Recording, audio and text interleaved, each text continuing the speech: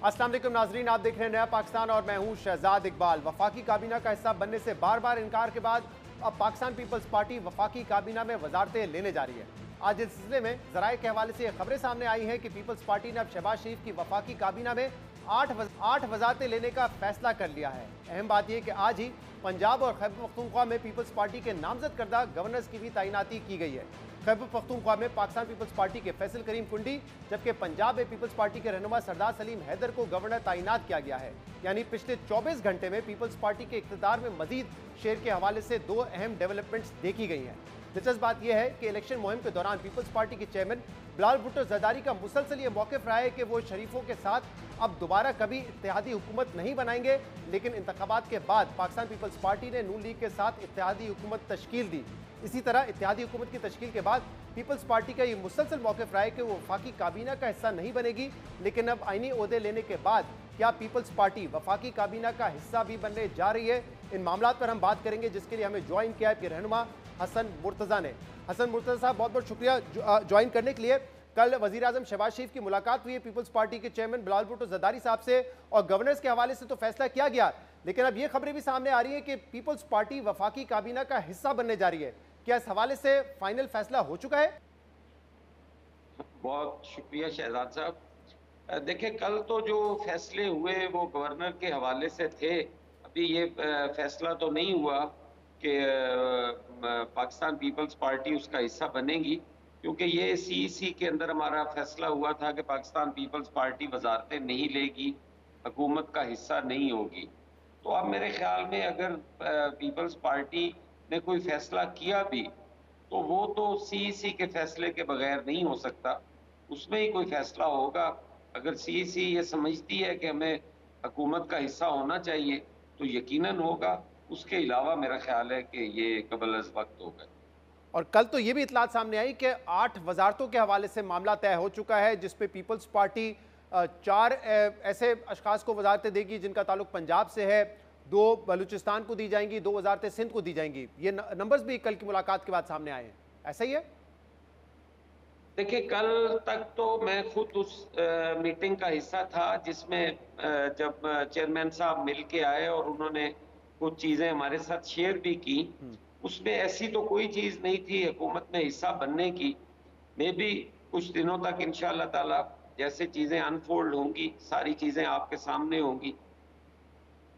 लेकिन आपके अंदाजे में पीपल्स पार्टी इस मामले पे लचक का मुजाहरा कर सकती है? क्योंकि पहले आप लोगों ने कहा था कि हुकूमत को सपोर्ट नहीं करेंगे, बाद में आप लोग पार्लियामेंट की हद तक सपोर्ट करने के लिए तैयार हो गए शहबाज शरीफ साहब को, तो अब क्या इस मामले पे भी लचक दिखा सकती है पीपल्स पार्टी के अपने पुराने स्टांस को तब्दील करें?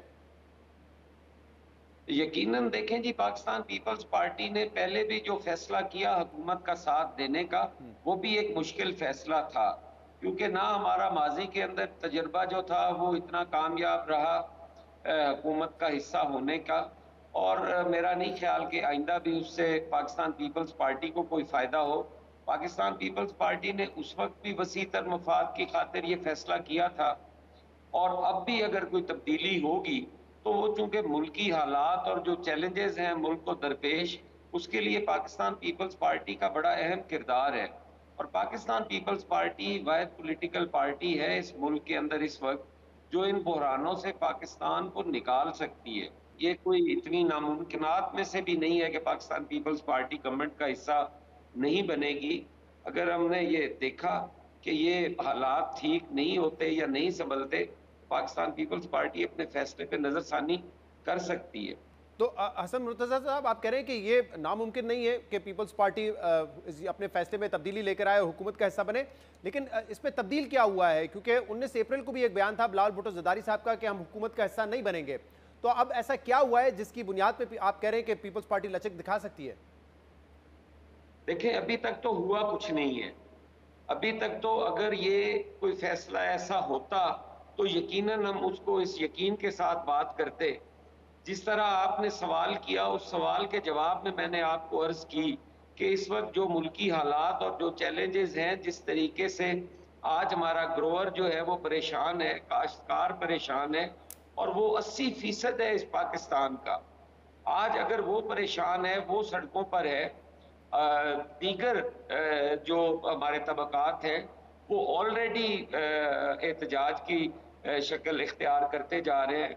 हमारी ऑपोजिशन जो है वो एक नेगेटिव पॉलिटिक्स की तरफ बढ़ रही है।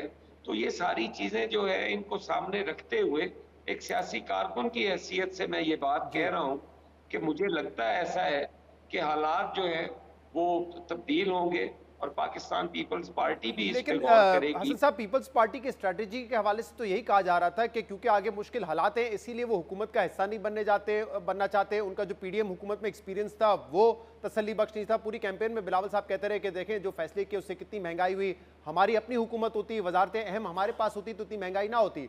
तो अब पीपल्स पार्टी के हवाले से तो कहा ही ये जा रहा था कि क्योंकि उनके पास आईनी पोजीशंस हैं, सदर आपके हैं, 2 गवर्नर आपके हैं, सेनेट चेयरमैन आपका है, डेप्यूटी स्पीकर असेंबली में आपका है, तो जरूरत नहीं है पीपल्स पार्टी को इस हुकूमत का हिस्सा बनने की इस मुश्किल दौर में। लेकिन आप कह रहे हैं कि मुश्किल दौर है इसीलिए हम हुकूमत में आने का सोच सकते हैं कम से कम। देखें, पाकिस्तान पीपल्स पार्टी जो है वो अगर पीपल्स पार्टी का फायदा सोचती होती तो 2008 से 13 में जो मुश्किल फैसले हमने लिए, जिनकी वजह से पाकिस्तान पीपल्स पार्टी पंजाब के अंदर भी अनपॉपुलर हुई, वो हमारे फैसले मुल्क बचाने के, रियासत बचाने के लिए थे। आज भी वही हालात हैं उस मुल्क के अंदर। दहशतगर्दी जो है वो एक दफा फिर सर उठा रही है। लॉ एंड ऑर्डर की सूरत हाल जो है वो इंतहाई खराब है इस हमारे तो मुझे तमाम हसन साहब ये सूबों में। बताइएगा कि इसमें कितना वक्त लग सकता है? पीपल्स पार्टी सीसी कब बुलाएगी और क्या ये बजट से पहले, आईएमएफ से पहले इम्कान है कि आप चले जाएं, वजारतें ले लें, हुकूमत में चले जाएं, या उसके बाद ही होगा जो कुछ होगा? नहीं, मैं ये समझता हूँ कि ये इतना जल्दी भी नहीं होगा कि बजट से पहले इस पे गौर किया जाए, क्योंकि ये हमारी सीईसी है और फिर काफ़ी सारी चीज़ें ऐसी हैं जो हमें पहले करनी पड़ेंगी और हमें एक जामिया कदम उठाने के लिए उस पे एक जामिया मनसूबाबंदी और मशावरत का अमल जो है वो करना पड़ेगा। इसलिए ये इतने शॉर्ट टाइम में तो नहीं होगा कि हम आईएमएफ से पहले भी कर लें, और मे बी हो भी सकता है। ये चीज़ें कोई इतनी नामुमकिनात में भी नहीं है, लेकिन मुझे लगता है कि इसमें टाइम लगेगा 1-2 माह तो कम अज़ कम।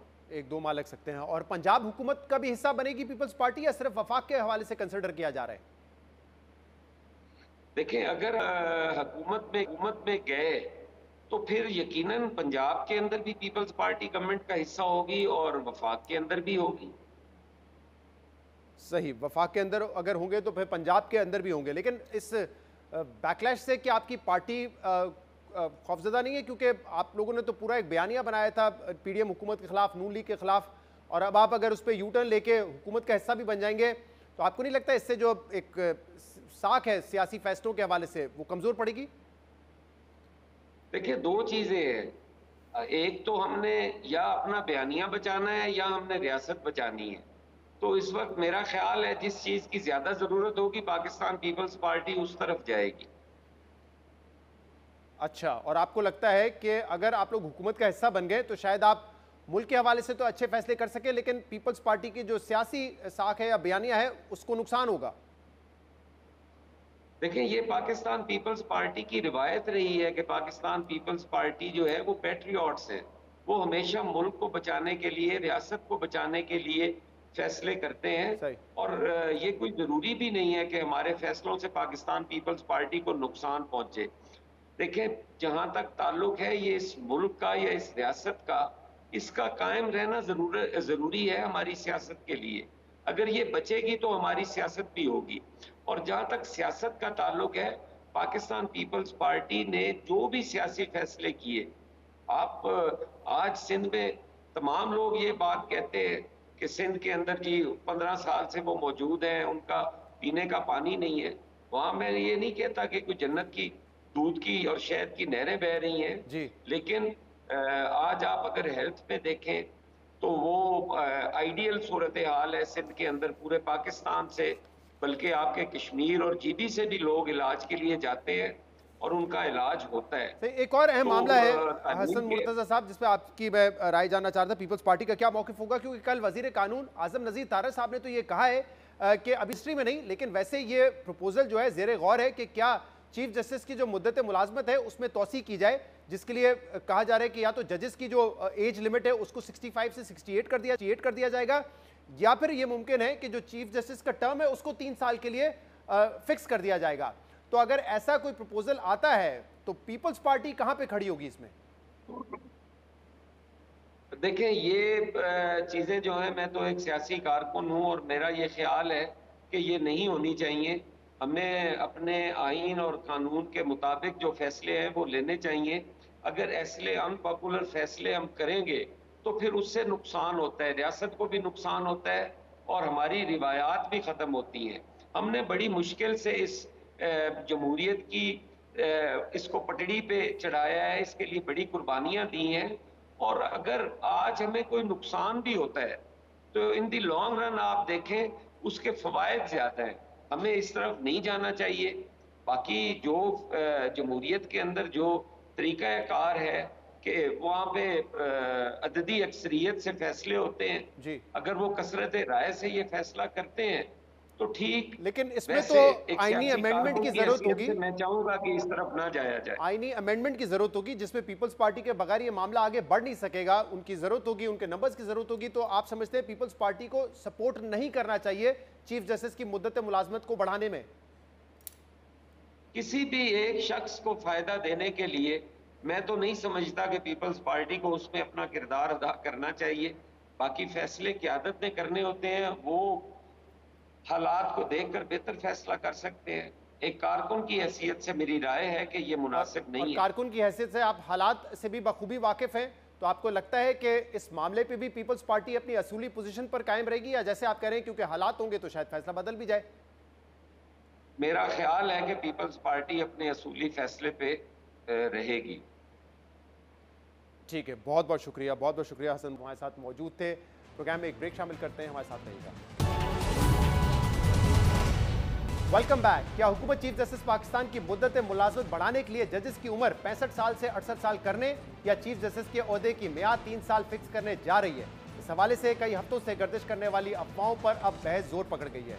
और अहम बात यह कि वफाकी हुकूमत ने भी अब इस तरमीम के लिए तजावीज़ ज़ेर गौर होने की तस्दीक कर दी है और ये इंदिया भी दिया है कि अगर ये तजावीज़ बराह रास्त वफाकी हुकूमत के सामने आई तो हुकूमत इन तजावीज़ की हिमायत कर सकती है। जिसके बाद सवाल ये पैदा हो गया है कि ऐसे वक्त में कि जब अदलिया में हसास इदारों की मदाखलत का मामला एग्जीक्यूटिव और अदलिया के दरमियान तनाव की वजह बना हुआ है और पाकिस्तान तहरीक इंसाफ मुसलसल चीफ जस्टिस की जानिबदारी पर संगीन इल्जामात लगा रही है, तो ऐसे वक्त में चीफ जस्टिस की मुद्दत मुलाजमत बढ़ाने की तजावीज़ के पीछे क्या मकसद है और हुकूमत इससे क्या हासिल करना चाहती है? क्योंकि इस मुमकिना आईनी तरमीम के सुप्रीम कोर्ट के जजेस की तरक्की पर असरात होंगे, जिसके आगे जाके हम तफसील से जिक्र करेंगे। इस मामले में कल प्रोग्राम आज शाजिब खानजादा में वफाकी वजीर कानून आजम नज़ीर तारड़ से सवाल हुआ तो उन्होंने इन खबरों की तरदीद करने के बजाय तस्दीक की कि मुख्तलिफ हल्कों में ये तजावीज़ ज़ेर गर्दिश कर रही हैं। ताहम अभी तक ये तजावीज़ बराह रास्त वफाकी हुकूमत के सामने नहीं आई है। मुझे ये अभी तक टास्क बतौर लॉ मिनिस्टर के सौंपा नहीं गया। इस पे मैं सुन रहा हूँ कुछ अरसे से मुख्तलिफ कॉर्नर से कि जी ये एक तजवीज़ है। मैं इसको यकसर मुस्तरद इसलिए नहीं करूँगा कि कल को कोई किसी कॉर्नर से अगर ये तजवीज़ आती है किसी पार्लिमानी पार्टी की तरफ से या किसी हवाले से भी, तो उनका हक होगा। कई दफ़ा बहुत हमारे पास ऐसे वक्त आए हैं और ऐसे काबिल लोग आए हैं कि जिन्हें इंस्टीट्यूशन को संवारने का मौका था लेकिन उनके पास टाइम नहीं था। मैं एक छोटी सी मिसाल देता हूँ, अगर मादी में चले जाए कि जैसे एक लंबे दौर के बाद जब चेंज आई जस्टिस इफ्तार मोहम्मद चौधरी साहब की रिटायरमेंट के बाद, तो जस्टिस सदक गिलानी और जस्टिस नासरुल मुल्क यके बाद दीगरे आए, लेकिन उनका जो मुद्दत था तैनाती की वो साल से कम या साल के लगभग थी। जस्टिस जवाद ख्वाजा साहब को सिर्फ 15 रोज या 35 रोज मिले। तो ये उतार चढ़ाव आते रहे हैं। वफाकी वजीर कानून आजम नज़ीर तारड़ चीफ जस्टिस की मुद्दत फिक्स करने के हक में दलाइल दे रहे हैं। वो कह रहे हैं कि कुछ ऐसे जजेस थे जो अपने इदारे को बेहतर सर्व कर सकते थे, मगर बतौर चीफ जस्टिस टर्म फिक्स ना होने की वजह से उन्हें बहुत कम वक्त मिला। यानी वफाकी हुकूमत ये इशारा दे रही है कि अगर जजेस की मुद्दत मुलाजमत की उम्र बढ़ाने या चीफ जस्टिस पाकिस्तान का टेन्योर फिक्स करने की तजवीज़ सामने आई तो वफाकी हुकूमत इसकी मुखालफत नहीं करेगी। जबकि कुछ दिनों पहले जब इस बारे में खबरें सामने आ रही थी तो उस वक्त वफाकी वजीर इत्तलात अता तारड़ ने वाजे किया था कि हुकूमत चीफ जस्टिस पाकिस्तान के ओहदे की मुद्दत बढ़ाने का इरादा नहीं रखती और ऐसी कोई भी तजवीज़ ज़ेर गौर नहीं है, ये सब अफवाहें हैं। हुकूमत के पास ऐसी कोई तजवीज फिलहाल जेर गौर नहीं है, ना इस पे कोई बातचीत हुई है। इस पे कतन जो है वो कान नहीं धरने चाहिए। और इस हवाले से कुछ मीडिया के चैनल्स भी, सोशल मीडिया पे भी एक कैंपेन चलाई जा रही है, तो मैं तो यही कह सकता हूँ कि ये बेबुनियाद है। वफाकी वजीर इत्तेलात ने पहले इन अफवाहों को यकसर मुस्तरद किया था, मगर कल वफाकी वजीर कानून ने इसे मुस्तरद नहीं किया, जिसकी वजह से जजेस की उम्र की हद 65 साल से बढ़ाकर 68 साल करें या चीफ जस्टिस के ओहदे की मियाद 3 साल फिक्स करने की क्या सराइयों को तकवीयत मिल रही है। मगर पाकिस्तान तहरीक इंसाफ ने यह वाजे कर दिया है कि वो हुकूमत की इन कोशिशों को कामयाब नहीं होने देंगे। कल हमारे प्रोग्राम में रहनुमा पाकिस्तान तहरीक इंसाफ शोएब शाहीन ने कहा कि ये लो और दो की पॉलिसी है, अगर ऐसा हुआ तो ये गैर आईनी होगा। हुकूमत जो है वो कुछ और प्रपोजल्स को भी डिस्कस कर रही है, जिसमें जो चीफ जस्टिस का टेन्योर है उसको या तो फिक्स कर दिया जाएगा 3 साल के लिए, या फिर जो उनका जो टर्म होता है उसकी लिमिट बढ़ा दी जाएगी, उसकी जो एज लिमिट है वो बढ़ा दी जाएगी। ये हमारे ज़बान ज़द-ए-आम थी ये पिछले 1.5 महीने से। ये कन्फ्लिक्ट ऑफ इंटरेस्ट है। काजी फाइज़ा साहब को आज वो बेनिफिट इसलिए करना चाहते हैं कि उसने पीटीआई को क्रश करने, पीटीआई के खिलाफ फैसले देने, पीटीआई के खिलाफ जो कुछ होता रहा है उसको जस्टिफाई करने के लिए अपना रोल अदा किया, और उस हवाले से ये कन्फ्लिक्ट ऑफ इंटरेस्ट है। और ये अगर आप ये कोई ओहदे लेंगे या एक्सटेंशन लेंगे, ये अनकॉन्स्टिट्यूशनल होगा, हम इसकी शदीद मुखालफत करेंगे। आज जो कुछ प्रपोजल्स हो रही हैं ये लो एंड दो की पॉलिसी है। हमारे खिलाफ फैसले देने की रात को ये अदालतें खोलते रहे। इसके अलावा पाकिस्तान तहरीक इंसाफ के एक और रहनुमा असद कैसर ने भी कहा है कि उन्हें इस बात का इल्म है कि हुकूमत चीफ जस्टिस के टेन्योर में तोसी करने के लिए आईनी तरमीम का मंसूबा बना रही है, मगर पाकिस्तान तहरीक इंसाफ ऐसी किसी भी कोशिश को कामयाब नहीं होने देगी। दिलचस्प बात यह है कि पाकिस्तान तहरीक इंसाफ अब तो इन तजावीज़ की मुखालफत कर रही है, मगर 2019 में पाकिस्तान तहरीक इंसाफ ने अपने दौरे हुकूमत में भी यही कोशिश की थी। जब पाकिस्तान तहरीक इंसाफ से ताल्लुक़ रखने वाले 2 अरकान कौमी असम्बली ने उस वक्त इस बारे में बिल ऐवान में पेश किया था, और तब पाकिस्तान तहरीक इंसाफ हुकूमत पर यह इल्ज़ाम लगा था कि हुकूमत चीफ जस्टिस आसिफ सईद खोसा को नून लीग के खिलाफ फैसले देने पर उन्हें नवाजना चाहती है।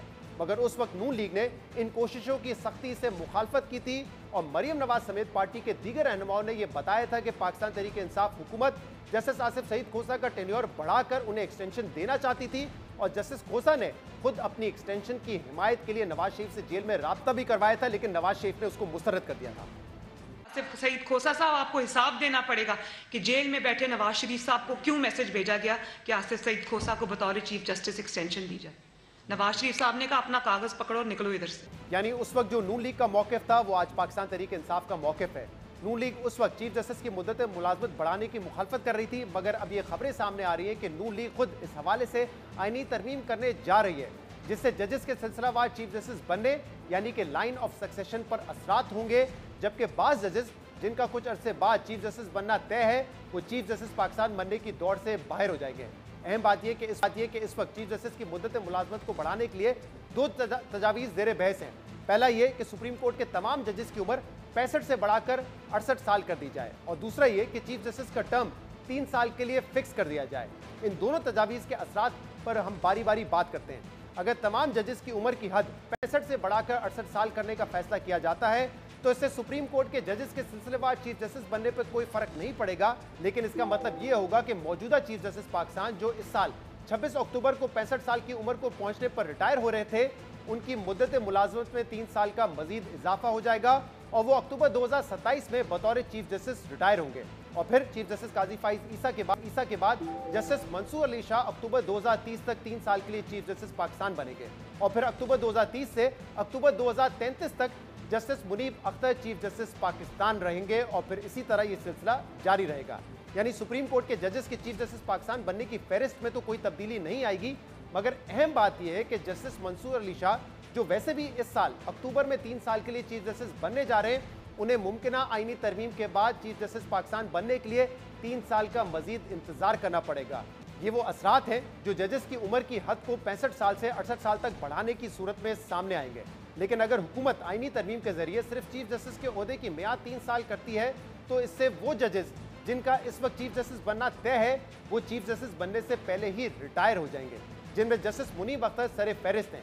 क्योंकि अगर ये तरमीम होती है तो चीफ जस्टिस काजी फाइज ईसा अक्टूबर 2024 के बजाय 3 साल का टर्म मुकम्मल करके सितंबर 2026 में रिटायर होंगे और उनके बाद जस्टिस मंसूर अली शाह 3 साल के लिए सितंबर 2029 तक चीफ जस्टिस पाकिस्तान बन जाएंगे।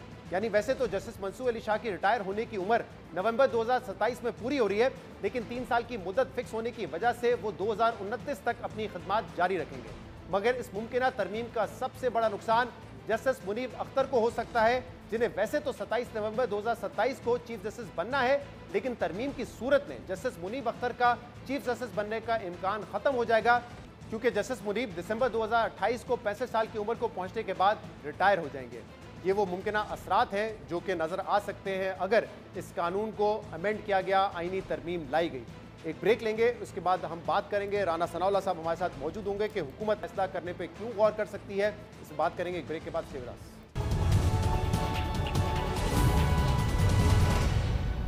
वेलकम बैक नाज़रीन। कल लॉ मिनिस्टर आजम नज़ीर ताहिर साहब ने इस बात की तस्दीक की है कि बाज़ हलकों में इस बात पर बात चल रही है कि चीफ जस्टिस की जो मुद्दत मुलाजमत है उसमें तोसी की जाए, और दो प्रपोजल है इस हवाले से। एक तो जजेस की जो उम्र है उसकी हद को 65 से बढ़ाकर 68 कर दिया जाए, और दूसरा ये कि जो चीफ जस्टिस का टर्म है उसको 3 साल पर फिक्स कर दिया जाए। इस पर हम मजीद बात करेंगे, जिसके लिए हमें ज्वाइन किया है वज़ीर आज़म के मुशीर बराए सियासी अमूर राना सनाउल्लाह ने। राना साहब बहुत बहुत शुक्रिया वक्त देने के लिए।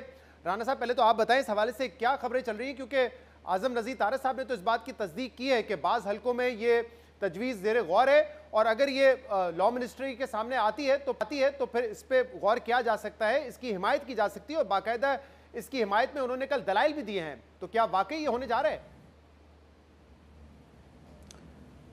देखें शहजाद साहब, ये मैं पिछले 15 साल से पहले 10 साल 8 से 18 तक जुडिशल कमीशन का बतौर सूबाई वज़ीर कानून हिस्सा रहा हूँ, और 18 से 2023 तक जो कमेटी है ऑन पार्लिमानी कमेटी ऑन जजेस अपॉइंटमेंट उसका हिस्सा रहा हूँ। मैंने इन 15 सालों में जो है वो हर अजलास और हर तरफ ये बात डिस्कस होती जो है वो सुनी भी है, और आर्गूमेंट भी इसके पीछे जो है वो बड़ा स्ट्रॉन्ग है। दो चीज़ें, एक तो ये है कि हाई कोर्ट और सुप्रीम कोर्ट के जजेस की उम्र जो है वो एक कर दी जाए, क्योंकि इससे भी बड़ी एक्सप्लॉयटेशन होती है, और इसका भी बड़ा ही जो है वो जुडिशल साइड पे भी और बार की साइड पे ऊपर भी जो है इसके ऊपर बड़े तहफ़्फ़ुज़ात हैं। और दूसरा ये है कि चीफ जस्टिस का जो टेन्योर है, उम्र बढ़ाएं या ना बढ़ाएं, लेकिन टेन्योर जो है वो फिक्स होना चाहिए। अब यहाँ पे ये भी हुआ है कि 8-8 महीने के बल्कि 14-14 दिन के भी चीफ जस्टिस बने हैं, तो ये तो फिर एक मजाक बन के रह जाता है। और कोई भी इंस्टीट्यूशन ऐसा नहीं है कि जिसके सरबराह का जो है टेन्योर जो है वो फिक्स ना हो। तो इसलिए ये दोनों मामलात जो हैं ये बिल्कुल डिस्कस होते रहे हैं, हो रहे हैं, और सबसे ज़्यादा जो है वो जुडिशरी में भी ये बात होती है, बार्स की साइड पे भी ये बात होती है, और फिर ये बात हुकूमत की तरफ भी जो है वो आ जाती है। और इनमें इन दोनों चीज़ों में बड़ा लॉजिक है, बड़ी रीज़नेबिलिटी है।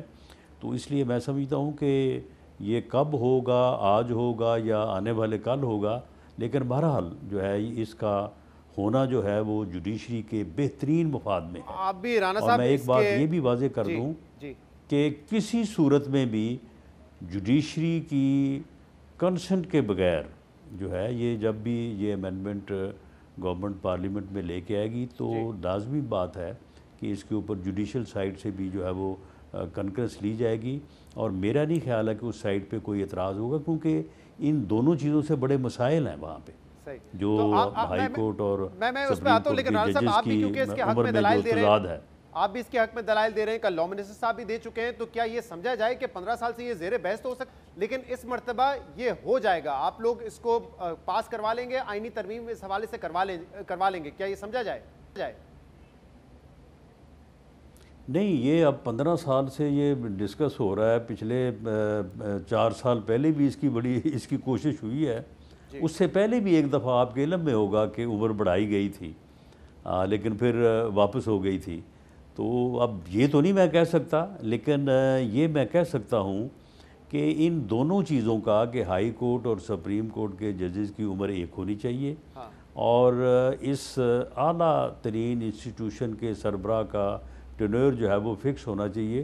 कोई और इंस्टीट्यूशन ऐसा नहीं है कि जिसका लेकिन राणा साहब जिसके सरबराह का जो जो आप टेन्योर है वो इसके फिक्स ना फवायद हो। बता रहे हैं, आप जो दलील दे रहे हैं इसके हक में, क्या ये असूली पोजीशन है या फिर ये चॉइस है डिपेंडिंग के इस वक्त कौन चीफ जस्टिस है?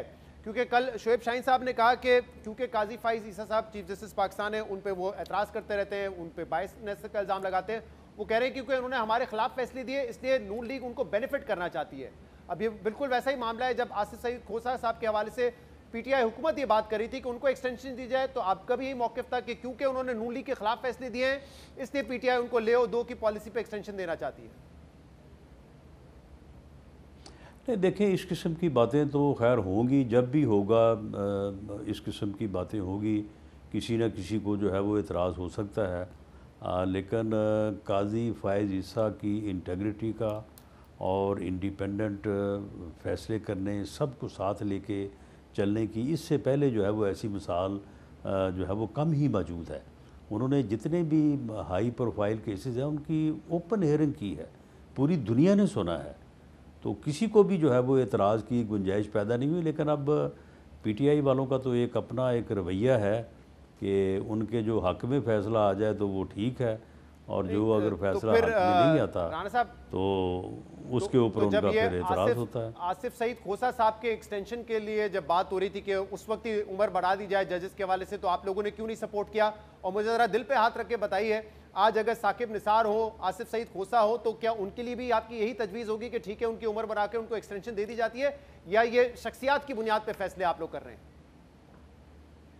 नहीं, आप दिल पे हाथ रख के कहें कि आसिफ सईद खोसा, साकिब निसार और काजी फायज़ ईसा साहब में कोई फ़र्क नहीं है। उनके जो है वो अदवार में जो होता रहा, जो वो खुद कहते रहे जी, तो क्या ये कोई फ़र्क नहीं है? तो इस बात की काजी इसका फायज़ जवाब मैं ईसा अगर साहब आपको ने तो दूं, कभी किसी को फ़ोन नहीं किया कि भाई सड़कों पे क्यों फिर रहे हो, आओ पिटीशन लेके हमारे पास। तो राणा साहब इसका जवाब तो फिर ये होगा कि साकिब निसार साहब की जो ऑडियो और वीडियोस हैं, कल को मजीद ऐसे जजेस आ सकते हैं जो कि काजी फायज़ ईसा की तरह हो, ऐसे जजेस भी आ सकते हैं जो साकिब निसार साहब की तरह हो, तो फिर उनका टर्म भी 3-3 साल का ही मुकर्रर होगा। ये तो इट गोज बोथ वेज ना, अगर किसी का जी एक बात और, जो तीसरी बात जो हमेशा से और बड़ी जो है वो तरद्दुद से जो है वो हमेशा डिस्कस होती है, और शायद उसके ऊपर अब मेरा ख्याल है काम शुरू है कि ये जो जुडिशल कमीशन है या जो आला अदलिया के जजेस की एलिवेशन का मामला है, उसमें भी बड़ी खामियां हैं, उसको भी बेहतर होना चाहिए, और बेहतरीन लोग तभी आएंगे, और बेहतरीन लोग जो है वो इस बेहतरीन अदारे में, इस आला अदलिया में जो है वो आने चाहिए।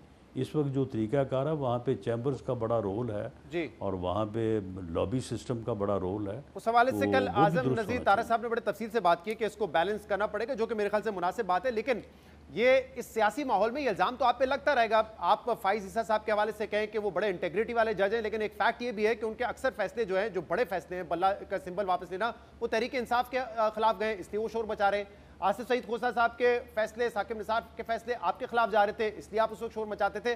तो ये जो सियासी माहौल है, इसमें कोई और स्टेबिलिटी तो नहीं आएगी, ये तो मजीद यहाँ से मामला बिगड़ेगा, क्योंकि तहरीक इंसाफ तो कह रही है हम ये नहीं होने देंगे। इनफैक्ट पीपल्स पार्टी के रहनुमा अभी हसन मुर्तजा साहब थे, वो भी कहते हैं हमारी असूली पोजीशन है, और वो कह रहे हैं मैं उम्मीद करता हूं कि हमारी जो क़यादत है असूली पोजीशन पे डटी रहे कि हमें ये नहीं करना चाहिए।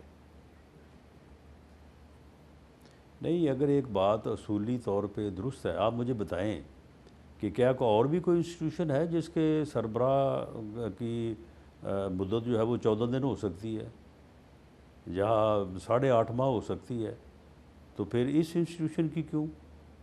अगर ये बात असूली तौर पे भी और अदरवाइज़ भी ये बात दुरुस्त है, तो फिर इसने एक दिन तो होना है ना।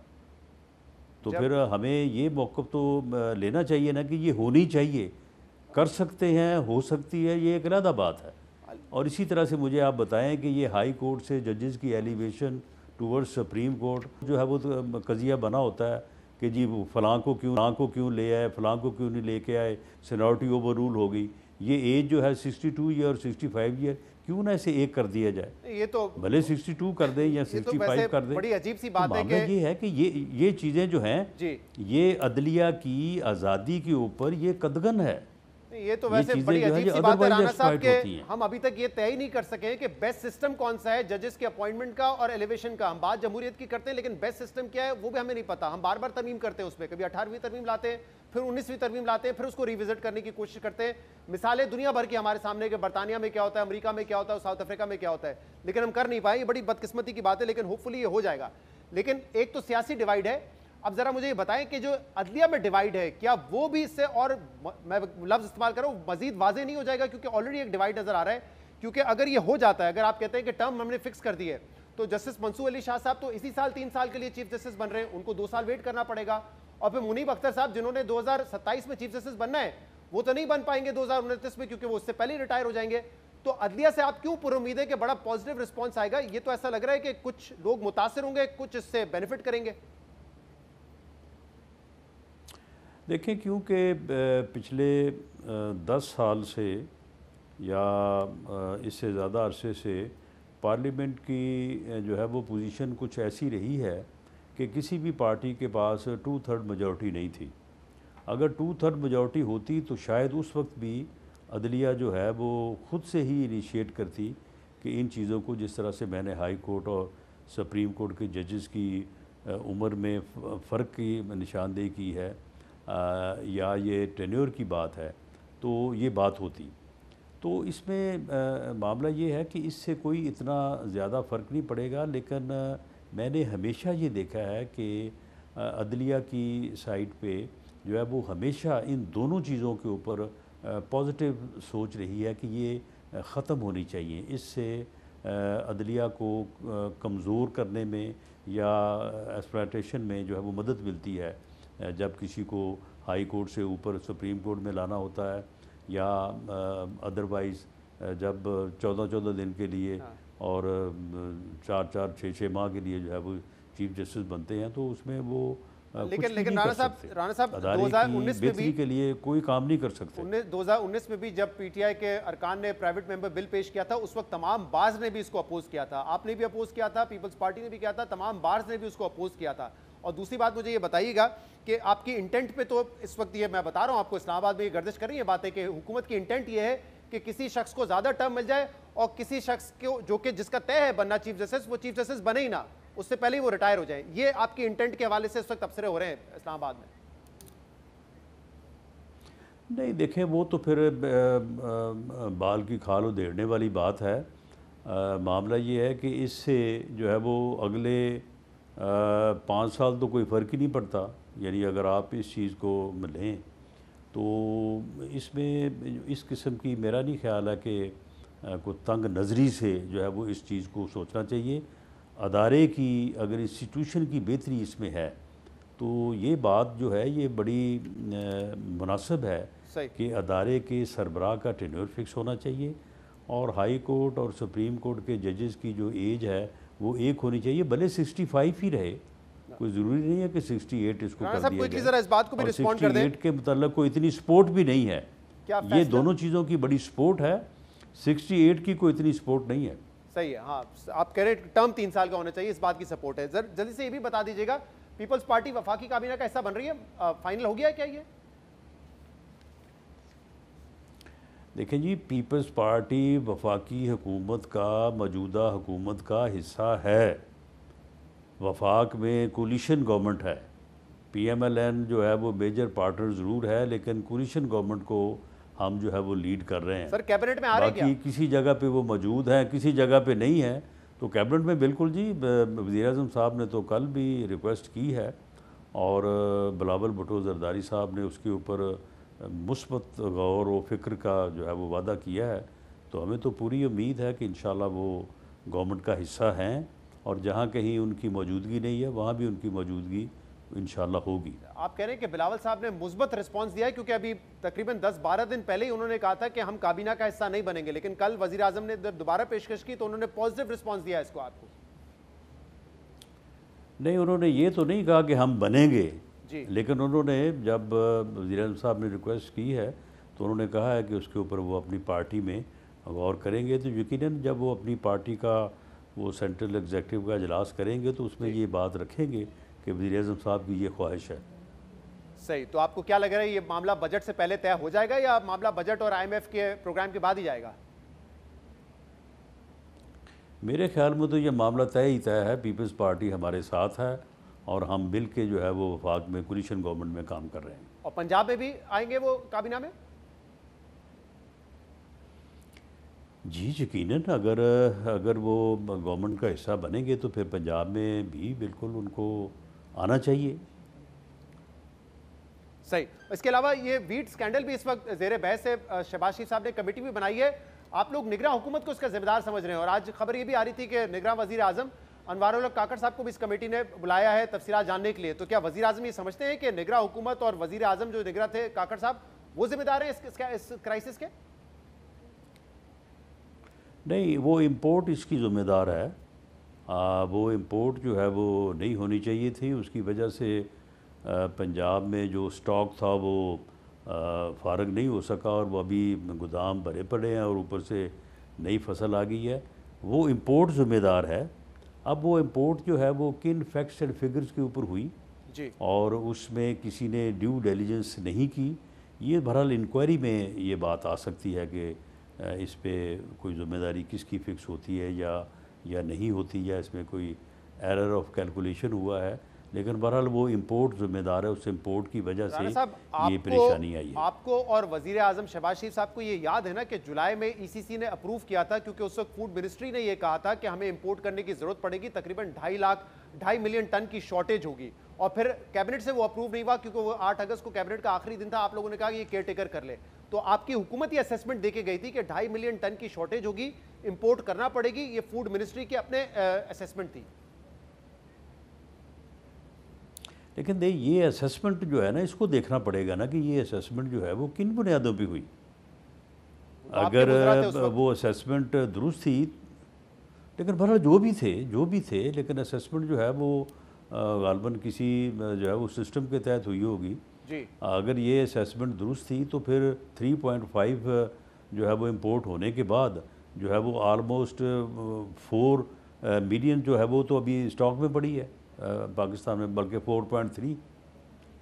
ये सूरत हाल जो है ये इंक्वायरी का तकाजा करती है। शाहिद खाकान अब्बासी साहब ने कहा है अगर तो ये स्कैंडल है तो इसकी जिम्मेदारी फिर सबसे पहले इसहाक डार साहब पे आती है, जिन्होंने अप्रूव किया था इसको। पर अब इसमें बहुत बड़ा अगर है, इसको इंक्वायरी हो लेने दें। हमें इतनी जल्दी जो है वो किसी के ऊपर फिक्स करने की बजाय इंक्वायरी रिजल्ट मेरा ख्याल अगले 1-2 दिन में आ जाएगा, तो उसके बाद मालूम हो जाएगा कि किससे जो है गलती हुई है और ऐदर वो बोनाफाइडी मिस्टेक है या किसी ने कोई जानबूझ के जो है वो ये गलती की है। लेकिन बहरहाल इसका काफ़ी जो है ना वो इसकी परेशानी बनी है। बहुत बहुत शुक्रिया राना सनाउल्लाह साहब, आप हमारे साथ हैं। नाजरीन, आज के प्रोग्राम में इतना ही। शो का फीडबैक आप हमें दे सकते हैं। शो से इजाज़त दीजिए, अल्लाह हाफ़िज़।